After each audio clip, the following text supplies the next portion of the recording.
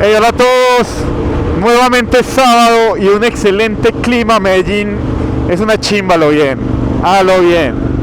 Mírenme en este clima, señores, estamos por acá, la carretera que conduce al aeropuerto José María Córdoba en la ciudad de Río Negro.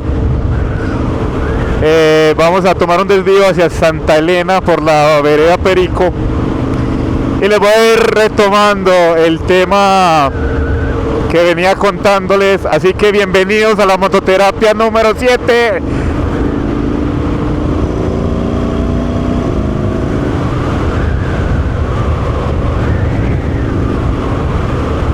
Y bueno, nos habíamos quedado en el regreso a Colombia. Para que vayamos cogiendo el hilo nuevamente, resulta que después de varios encontrones conmigo mismo y con situaciones que encontré en Canadá, pues decidí regresarme para Colombia. Temas personales, económicos, de proyección a futuro, etcétera, etcétera, hicieron que tomara la determinación de regresarme a Colombia. Resulta que en ese momento pues aún conservaba mi trabajo con los canadienses, y antes de venirme tenía mi trabajo con los canadienses y tenía el otro trabajo que, como les contaba en la mototerapia número 6, si no la ha visto vaya véala, que está interesante. Tenía otro trabajo con una empresa también dolarizado, es decir, tenía dos trabajos, uno dolarizado en dólares estadounidenses y otro dolarizado en dólares canadienses, ambos bien pagos, es decir, tenía buen salario en ambos. Pero dada la situación de que regresaba a Colombia, pues no sabía qué iba a pasar, porque obviamente se suponía que los canadienses me tenían allá porque me necesitaban allá, ya sea por temas de impuestos, temas políticos, legales de la empresa, necesitaban a alguien allá. En el momento que tomo la determinación de volverme a Colombia, pues empiezo a buscar trabajo, porque yo dije, la idea es regresar así como me di la pela en Canadá con dos trabajos, la idea sería regresar a Colombia con dos trabajos. Y empiezo la búsqueda. En ese momento era época post-pandémica, eso fue a principios del 2022, y resulta que obviamente todavía estaba había mucha oferta de trabajo para desarrolladores, y resulta que buscando trabajo acá en Colombia encontré una oferta de $6,000 para regresarme a Colombia. Es decir, si renunciaba a los canadienses, pues ya tenía el otro trabajo que tenía ya con la empresa de Estados Unidos y me podía regresar a Colombia con otra empresa que me pagaba $6,000 remoto estando en Colombia. Entonces yo dije, no se diga más, no tengo nada más que buscar, ¿qué más quiero? Voy a quedar prácticamente en la misma situación, teniendo en cuenta de que Colombia es un país con un costo de vida obviamente mucho más económico, y que para mí era más viable con la proyección que tenía acerca de las cosas que quería hacer y el futuro que quería formar. A lo que hoy es que el tema económico se volvía algo interesante, algo importante, y decido pues obviamente tomar la determinación de renunciar a los canadienses y de volverme para Colombia. En el momento que hablo con la empresa canadiense y le manifiesto que no quiero continuar trabajando con ellos, que no quiero continuar viviendo en Canadá, me dicen, no, pero venga, pero si quiere seguir trabajando. Y yo, obvio, pues no tendría ningún inconveniente. Me dijeron, no importa, agarre sus trapitos, agarre sus chiritos, váyase para su país y sigue trabajando remoto. Y bueno, resulta que con los canadienses tenía un salario como de 6,500 o 6,300, algo, eran 6,950. 6,950. bueno, no recuerdo muy bien, creo que eran alrededor de $6.500 americanos. Entonces, de comparar 6.000 a 6.500, pues $500 en Colombia en ese momento son alrededor de 2 millones de pesos. Entonces dije, no hay problema, me quedo con ustedes. Y dicho y hecho, regresé a Colombia después de... Bueno, les voy a contar el proceso de regreso. Resulta que en el momento que tomé la determinación, estábamos pasando por temas, llamémoslo, sentimentales, nostálgicos, psicológicos, en los cuales mi esposa y yo tuvimos un momento en el que nos sentamos y conversamos acerca del tema y nos dimos cuenta que la verdad no valía la pena todo el esfuerzo y dedicación que estábamos poniendo al mero hecho de estar en dicho país. No me lo tomen a mal, para algunos puede ser bueno, para otros, como en mi caso, no es tan conveniente, pero resulta que, por ejemplo, mi esposa estaba trabajando mucho, y no trabajos agradables, estaba lavando platos, pelando cebollas. Yo tenía 2 trabajos, básicamente me tocaba todo y me gastaba todo el salario de un trabajo en los gastos básicos de la casa, en conjunto con la ayuda de mi esposa. Ella me pasaba a mí mensual una parte de su salario para poder llevar todos los gastos de hogar. Pero dado esto, igual decíamos, nos estamos gastando todo un salario más parte, o sea, todo un salario de Álvaro más parte de un salario de Tatiana, que es mi esposa, solamente en las cosas básicas de estar acá, solo por el hecho de estar acá. Y bueno, dadas otras circunstancias, por ejemplo, empezamos a ver muchos casos de personas que llevaban unos procesos muy extraños y muy deprimentes para estar allá, gente que se iba por asilo político y terminaba en casas, y ni casas, un apartamento, un basement. Recuerden que allá las casas dividen el sótano y la casa principal, la que queda pues a nivel de la calle, y quedan 2 casas o 2 apartamentos.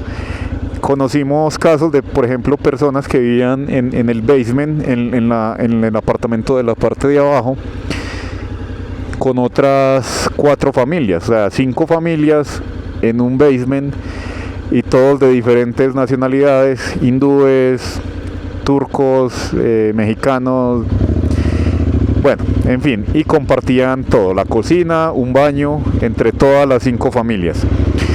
Conocimos un caso en particular de una persona que llevaba 8 meses en esta situación. Luego de esos 8 meses se pudo ir para su propia casa, pero durante el tiempo que estuvo ahí, como iba con asilo político, no podía trabajar, aparte porque estaban en COVID. Entonces ya se imaginarán, 8 meses encerrados en un basement con otras 4 familias, todas de diferente nacionalidad, todas digamos que con estados migratorios complejos, porque todos estaban con ese tema de asilo político. Entonces ya ustedes imaginarán la situación. Aparte de eso, pues el costo de vida se nos hacía extremadamente costoso. Ya les había contado que en mi caso particular, en ese momento, dadas las circunstancias de mi contrato y de la manera como yo llegué allá y de lo que debía hacer, no me podía mover de Toronto. Entonces no me salgan con que si hubiera ido para un pueblo o si hubiera, igual no me llamaba mucho la atención, por el hecho de que entre más allá te vas, más frío, más animalitos, más tedioso se vuelve el vivir. Pero bueno, es mi punto de vista. Como les digo, habrán personas que lo consideran bueno el irse, que están viviendo una experiencia diferente, pero esa fue mi experiencia. Entonces listo, retorné a Colombia, retorné con los canadienses, con el otro trabajo que ya tenía, y llegamos a Colombia. Otra vez el sancochito, la bandeja paisa, paseo viene, paseo va, muy bacano todo, acoplándonos nuevamente, pero vuelve a empezar la voz que me perturba. Listo, y entonces, ¿qué va a hacer? ¿Se va a quedar así? Acuérdese que usted no se vino para pasear, no se vino solamente a gastar dinero. Acuérdese que debe invertir, que debe hacer cosas para su futuro, que debe mejorar. Y sí, señores, empecé a ponerme en planes de mejora, tanto en términos económicos como en términos, llamémoslo, de creación de capital a futuro. Y bueno, tenía 2 trabajos bien pagos, dolarizados ambos. Bueno, resulta que empecé a meterme en este cuento de hacer inversiones. Me metí en 2 proyectos sobre planos, los cuales ya les mostré en videos anteriores. Les mostré una construcción que también es una inversión que estoy haciendo. Pero aparte de eso, me metí en 2 proyectos de apartamentos sobre planos, uno en San Antonio de Prado, estoy un poquito confundido hoy. San Antonio de Prado es un apartamento de interés social, pequeñito, 48 metros cuadrados, pero esta inversión la hice precisamente como eso, como una inversión. Es un apartamento para rentar o para vender en cuanto ya se termine todo este proceso de pagar y demás. Y el otro es un apartamento con fines turísticos en la ciudad de Santa Marta. Si les interesa información sobre este tipo de proyectos, cómo funciona, puedo hacer un video más extendido explicándoles costos, cuánto se ha pagado en cuanto a la proyección de valor de las unidades. Pero a grosso modo, básicamente tú empiezas a pagar dependiendo del momento en el que inicies el proceso. Es decir, si lo tomas cuando el proyecto está iniciando, pues obviamente tienes más gabela de tiempo para pagar, las cuotas pueden ser más bajitas. Pero por ejemplo, en mi caso, el de San Antonio de Prado lo tomé un año antes de terminar el proyecto, es decir, el proyecto ya había iniciado, ya tenían unas torres vendidas, entonces tienes menos tiempo y aparte de eso la valorización ha crecido, entonces te sale más costoso que si lo hubieras tomado al inicio. En el caso del de Santa Marta, lo tomé con 2 años, es decir, todavía el proyecto tenía 2 años, no se había hecho ninguna de las torres. Y bueno, digamos que en términos de valorización creo que en los 2 me ha ido bien. Pero como les digo, si quieren información más detallada de cuál es el proceso, cómo he hecho, cuánto se paga de cuotas, qué valorización se ha ganado durante este proceso, me lo pueden hacer saber. Me disculpan si se me pega la lengua o la S, lo que pasa es que este casco me aprieta los cachetes. Y bueno, entonces estoy en eso. Aparte, pues tengo una casa que antes de irme para Canadá también adquirí en modalidad pues de crédito hipotecario, que aún sigo amortizando, pero digamos que tengo ciertos beneficios por tener ese crédito hipotecario. Entonces digamos que por ahora la intención es seguir pagando la casa, no apresurarme a pagarla. ¿Por qué les cuento esto, muchachos?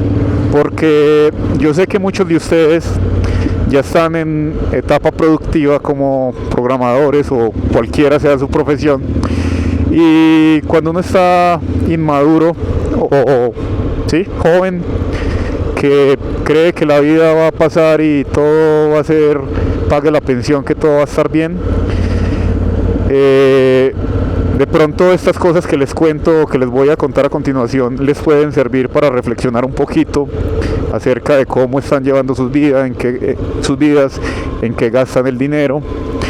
Bueno, resulta que, como les decía, en Canadá, en el tiempo que estuve allá, tuve un choque, digámoslo,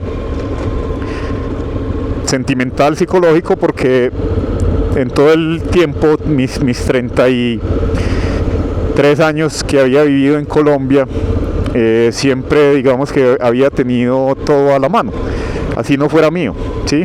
Pero tenía el apoyo de mi familia. No tenía casa, pues me voy a vivir donde mi mamá, o siempre había tenido pues trabajo, siempre he trabajado. Entonces digamos que nunca había visto la situación tétrica como la vi cuando estuve en Canadá.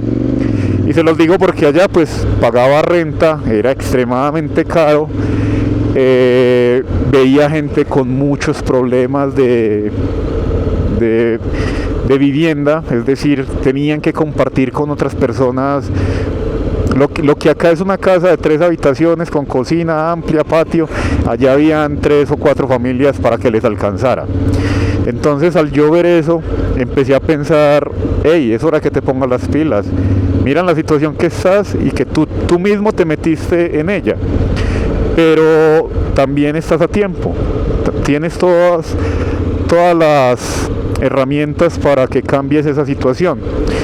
Y debido a eso, ese choque de cosas que vi por allá, pues empecé a tomar la determinación de tomar un poquito más el control de mi vida, de dejar de gastar en pendejadas, dejar de pasear y que pase lo que tenga que pasar, porque tengo con qué. Dejar de pensar que la pensión es una opción, porque, muchachos, sean honestos. Por ejemplo, en mi caso, tengo 35 años. Tendría que meterme a pagar una pensión carísima, no sé, 10, 15 millones de pesos mensuales, para poder llegar al final de mi vida y tener un nivel de vida como el que estoy teniendo en este momento. Entonces, la pensión, o por lo menos lo miro yo, no sé si de pronto tienen ustedes otra opinión acerca de eso, les agradezco, me la dejen en los comentarios, pero yo la pensión no la veo como una opción. Yo veo como opción la autopensión, el hecho de invertir, generar negocios, emprendimientos, en fin. Entonces, el hecho de estar por allá, de ver esas situaciones, de querer cambiar, y obvio, al ver que la vida por allá era tan cara y que era tan difícil adquirir las cosas, y yo veía que en Colombia con el 30% te prestan en cualquier lado, pero es el 30% de 400, 500 millones de pesos, que digamos que no es tan imposible de conseguir como meterte en una deuda de $1 millón. Aparte de eso tienes que poner 40.000, cuando 40.000 ya puede ser casi la mitad de un apartamento acá. Bueno, vuelvo y les digo, eso es opinión personal, yo sé que cada uno piensa diferente, etcétera, etcétera, pero al yo ver esas situaciones decidí como tomar un poquito más las riendas de mi vida financiera y proyección a futuro. Entonces me he dedicado a eso en estos últimos 2 años, estamos en el 2024 ya finalizando, y ahí vamos, todavía no se tiene nada, pero me ha ido bien, en términos generales. Digamos que el patrimonio se ha aumentado, la manera como me miran los bancos ha cambiado, entonces todo eso ha sido ganancia. La invitación es que también le echen cabeza y empiecen a pensar un poquito más a futuro y dejemos de vivir tanto el momento, porque creo yo, en mi humilde opinión, que muchas veces pensamos que nos vamos a morir pronto, al próximo día, y no nos ponemos a planear a futuro.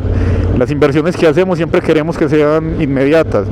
Venga, listo, yo le meto 5 millones, pero ¿cuándo me devuelve 20? En 3 años, no, eso no me sirve. Y la gente rica, la gente que realmente, o no rica, la gente que produce dinero, que produce bienestar, sus inversiones son a largo plazo. Inclusive a veces ni las disfrutan ellos mismos, pero son productivas, ya sea para sus hijos, sus nietos. Entonces, esa es la gran diferencia con nosotros los pobres y los ricos. Nosotros pensamos en inmediatez. Y bueno, muchachos, ahí voy, en este momento voy con inversiones. Tengo 2 apartamentos que estoy pagando sobre planos, una construcción de un edificio el cual les mostré en el video que está ahí en el canal, y la casa que adquirí antes de irme de aquí, que ya la he remodelado, la tengo bonita. Cada uno cuenta con su baño en su habitación, porcelanato, mejor dicho, a gusto propio. Y bueno, en esas vamos, muchachos. Mototerapia número 7. Espero les haya gustado, espero tengan ahí una pequeña reflexión y nos vemos en un próximo capítulo. Chao, chao.